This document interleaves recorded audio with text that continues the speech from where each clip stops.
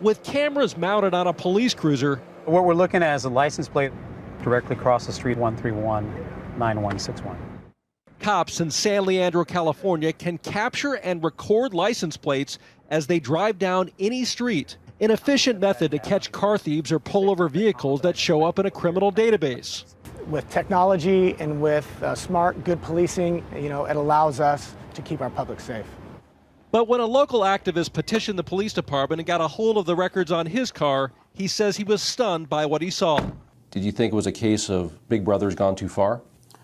Yeah, I do think Big Brother's gone too far because I have not been charged with, I'm not suspected of committing any crime. Mike Katz-Lacabe found what he says is an egregious violation of privacy. 112 instances over 2 years where police just happened to get images of his car and more. So this picture shows my car parked in the driveway of my house and very clearly shows my daughters and myself getting out of the car.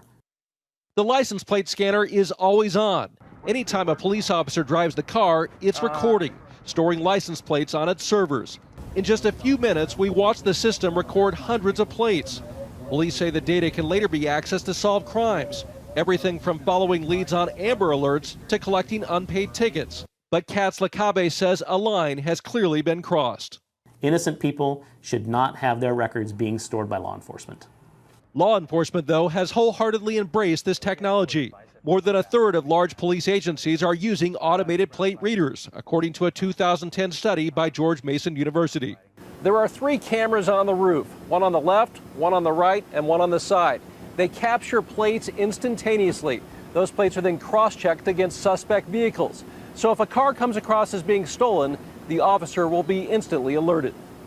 High alert. It's not that data collection is bad, critics say, but it's that departments keep the information on file, sometimes for months, sometimes for years. Every department has its own policy. San Leandro, for instance, keeps its data for a year. Once they have the location of your plate and where you were on that date and time that they scanned your plate, they can see where you work, who you associate with, where you pray, where you're going to the doctor, and they can learn quite a lot about you. In order to have a discussion about something like this, people have to know what's happening. This here is an infrared camera. Police tell us that technology is only beneficial against crime suspects.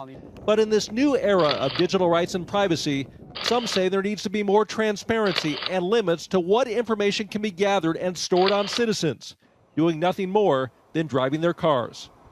Dan Simon, CNN, San Leandro, California.